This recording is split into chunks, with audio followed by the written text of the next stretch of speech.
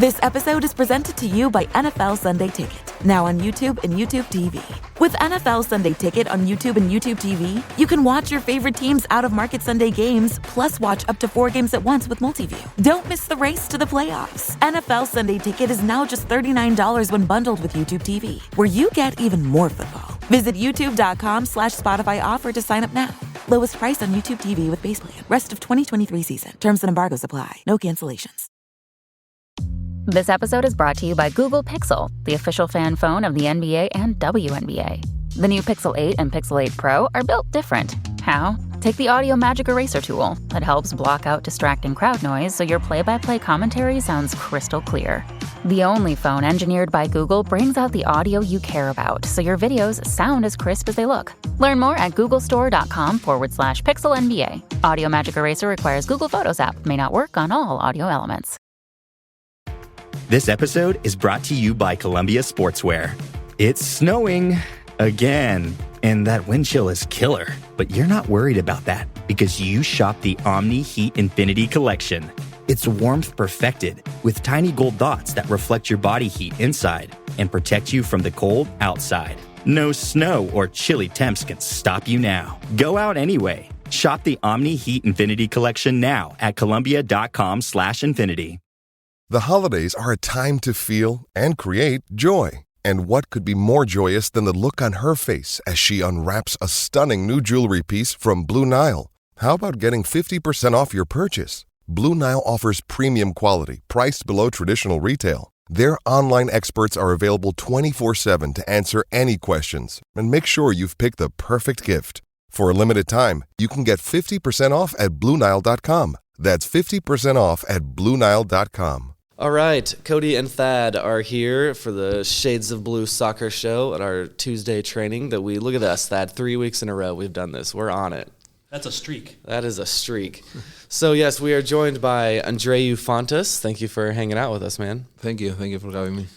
Thad, go ahead. Why don't you got a question for him, right? Well, get us started. Actually, my first question was he close in saying it right? Yeah, that was... Very good. Okay. Very good? Okay. Yeah. Would you tell him if he was really bad? No. Okay. I mean, if it was... Yeah, really bad, yes. Okay. No, we hear you're one of the nicest guys on the team, so feel free to tell me if I'm wrong. Okay. No, you were good. We have heard that. Actually, I've experienced that. But anyway, I'm going to go a little bit serious at first. Team has been not at its best so far this year. And for you, you've had, I think, 3 or 4 different people playing the 6 role in front of you. How much has that been, is that contributed, or how difficult is that to do, to adapt to?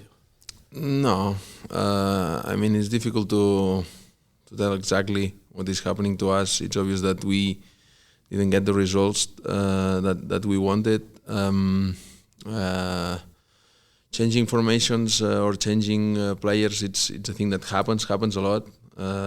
It's not the reason that why we are not winning, but obviously have consistency in teams and continuity. It's always good or better or the best, but it cannot happen always. I remember last year changing a lot also with centerbacks, number 6 position, and we were doing great. So it's not an excuse. It doesn't go only for that reason. What do you see needs to be better for the team to get back into form? The big $1 million question there. Yeah, obviously if we know exactly, we would already solve it, you know what I mean? I feel like when things go wrong, everything goes wrong, you know, and now it's a little bit what is happening to us. I feel like small details, I think we are doing a lot of things good, but obviously not good enough, because when something happens, we concede. Probably we are not scoring as many goals as we did, and then we get on the other side. We concede goals that usually we don't concede in normal situations. So first of all, be mentally strong, because it's not easy when things are not going well to try to raise it up and say, come on, we are good. We know that we can do it, and mentally we need to be very strong. Obviously, improving set pieces, defensive situations. I would say be stronger or I don't know exactly the word in both 18s, like be punish more the other teams when we get into the. I think we do a good job of like getting there and attacking with a lot of players and probably we don't score enough goals and in the other side in the defense like try to avoid conceding that many goals. It's obviously the thing that we are getting punished and it's why if the other teams score we cannot win games. That's obvious. So Peter made some changes before that last game, and we even got to see Volodur's first appearance. I'm pronouncing as a Missourian there. In that game, initially, you guys had the lead for a while. It seemed like maybe things were getting a little better. Did you guys sense any of that? Did you feel like last game was better? I know the scoreline against a very good team didn't necessarily reflect that, but did you guys get a sense that maybe things were getting better? Yes, of course. We all felt that I think we did a very good first half. We were recognized as a team. We were the team that wants to have the ball, keep the ball, hurt the other team having the ball, and I think we did again a lot of good things. We were facing one of the theoretically best teams in the league right now. They have an amazing players, and I think we were better than them. Probably what we were saying before, if you were in a normal, like better situation and you go to LAFC and you do the same game that we did and you lose, you say, wow, we were so close, nothing happens, we move on, next game we will win. Obviously, when you come from not winning and you lose again, it doesn't matter. It looks like you don't see the goods on the that they were there, no? But obviously, again, we have to see what we did good and try to work on that part. And again, we were playing face to face against one of the best teams in the league. We're not that far. We obviously have to be better and improve in everything that I talked before. But I think we have the weapons to do it, and we can do it as a team. Speaking of good players with LA, did you take a chance to maybe hit Ilie on the field at least once? Did you leave a tackle in on him? No. Ilie is great. I'm happy for him. Obviously, we talk a little bit before the game and after also. Just happy for him. He deserves everything good that it happens to him, and obviously, as I said to him, okay, I hope you do it great again, like after this game. After this game. But he showed up with a new look. He had the slicked back hair. Yes, long hair. Yeah, and the short sleeves. Yeah, Ilie was looking different. I hardly recognized him. Has he gone LA on us? I don't know. I mean, he's happy. I'm happy for him, and again, just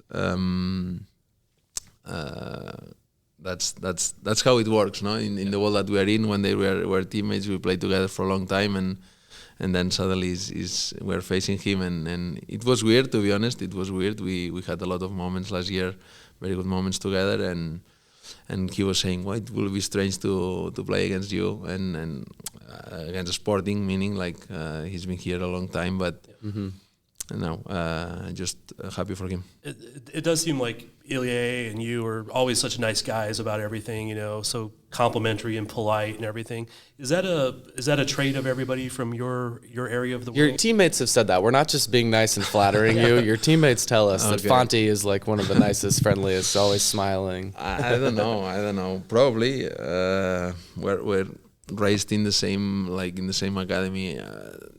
We talk a lot about the values that Barca gives you. Probably, I won't say that everybody's like us, but I don't know. We are like this. It's not that we act. It's how we are, and I don't know. My parents always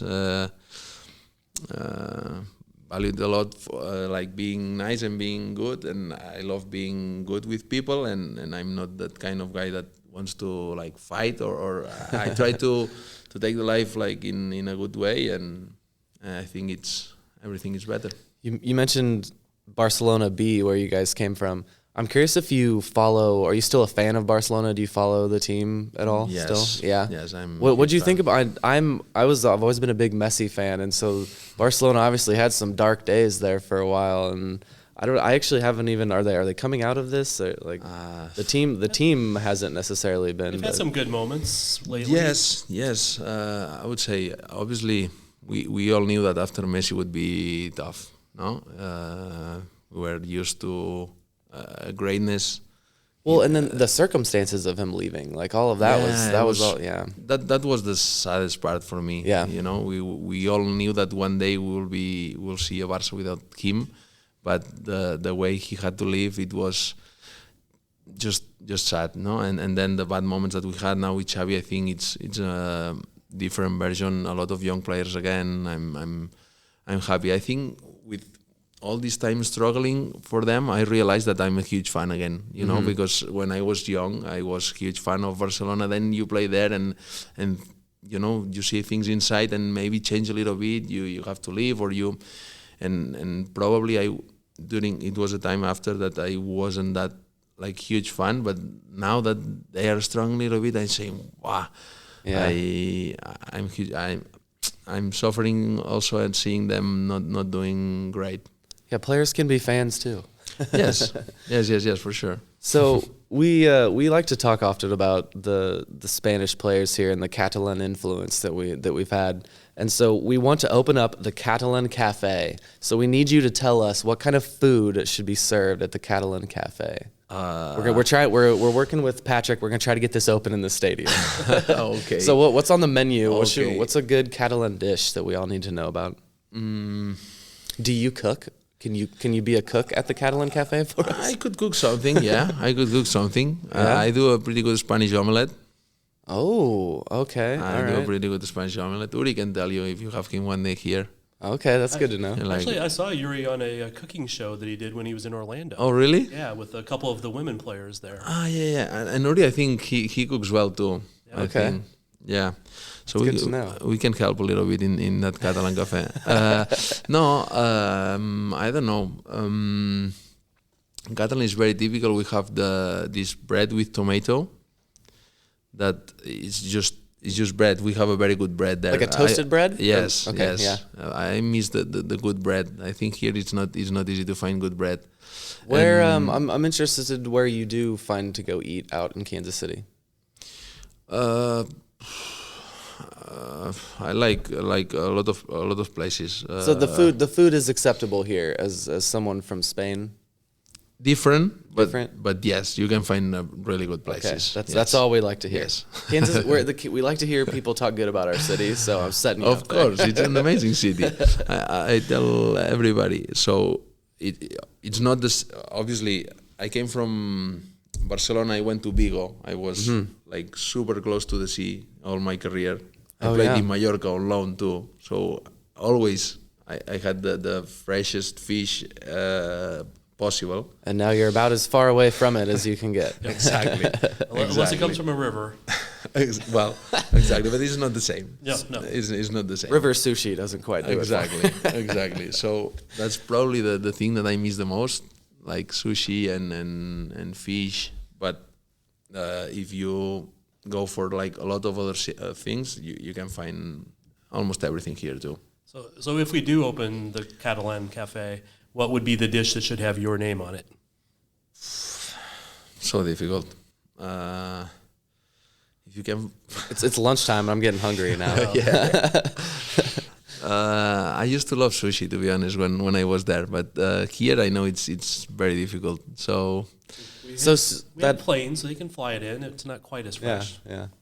if we can get good sushi, then we can put sushi. But He's doubting it. It wouldn't be like a Catalan Cafe. You know what I mean? It wouldn't be true. You're so right. He's so right. No. See, this is what we need. We needed him to help us develop. I learned to eat sushi when I was in Japan, so I hardly ever eat it now because it just isn't quite the same. Exactly. I understand. I understand. I understand you though. I've been in Japan and it's unreal. Yeah. It is. So, you are 32. I'm also 32. And He looks a lot better than he that's what I know. I was just about to say that. So, 32, you've still got several years left in your career, and like we were just talking about Kansas City. So we're curious as if you like this area enough that you could see your family here. You know, your family's been settling down here, I guess. And so yeah, how is the life in Kansas City, and do you see this as a place you could maybe stay a while? Yes. Good. An absolute yes. I'm really happy, but also my family is so happy here. We feel that that makes me so happy. That fills my heart. I love it. No, I promise. Not kidding. We feel so proud of where we are from, where we lived in Barcelona. Also, we had a great time in Vigo. I spent 5 years in Vigo too. We called home Vigo. It was an amazing place to live. And we came here probably not expecting to be as good as there. And of course, we really are. We are so happy here. And yes, it's a place that we could definitely stay and live here and raise our kids. It's an amazing place for the kids, I think. It's a city that very similar of it reminds me a lot of my hometown, the freedom that the kids can have, like huge spaces, green, to run outside, to do things. It's a very good family place. I love it. Beautiful. How many languages do you speak at home? I mean, is it all Catalan, Spanish, English? Yeah, it's funny. It's funny right now at home. It's funny. So we speak Catalan always at home. Me and my wife were from the same hometown. Oh, cool. Yeah, and we all speak Catalan there. My daughter came here. The old one came here with 10 months, so she speaks perfect English. Yeah. Perfect, much better than me and my wife. She's teaching you guys. She's teaching us. She's saying, "Dad, this is not like this." I say, "Okay, sorry." You speak better English than I do. So.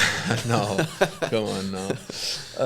So she speaks really, really good. It's so funny. And the young one was born here, which is in Kansas City. In Kansas City. Wow, so cool. How old is she now? She'll be 2 now in June. Yeah. So you have a beautiful family. I love the team videos of when your family arrives. I always wait for that one. It's good. And so the young one was born here, and she will start talking. She's starting talking, and she just say words in Catalan. You understand some in English. It will be funny to see how she what she like an entire phrase. You know what it will be, if it will be in English or it will be in Catalan. And the Spanish is the one that we are, in between. Obviously, it's easier for them to learn it because Catalan it's similar, but they don't know exactly the Spanish thing. So it's a little bit of a mess. There's some funny things at school. For example, Andrea says, "Yes, I'm from Spain," and they say, "Oh, you speak Spanish," and she says, "Yes." And one day she was telling me, "Yes, I was teaching one of my teachers Spanish." Or saying, "Oh my God," for sure she was teaching Catalan, but she thinks that it's funny. Oh yeah, okay, I see. She was teaching Catalan, but for sure. So probably the teacher is saying, "Yes, I learned some words today," and probably it's Catalan words and not the Spanish. But yes, we speak these 3. So we speak, me and my wife, English, Catalan, and Spanish. And my daughters right now, I would say Catalan and English, and a little bit of Spanish. But they'll get there. They'll get there. Well, thank you for joining us. We're happy to hear your family is enjoying it here. After you came here with some injuries and you had to deal with that, and then over the last couple of years, you've established yourself as the mainstay and the anchor of the back line. So Kansas City loves you too, man. And yeah, thanks again for joining us. Thank you so much for having me. Pleasure. We'll talk soon. Thanks, man.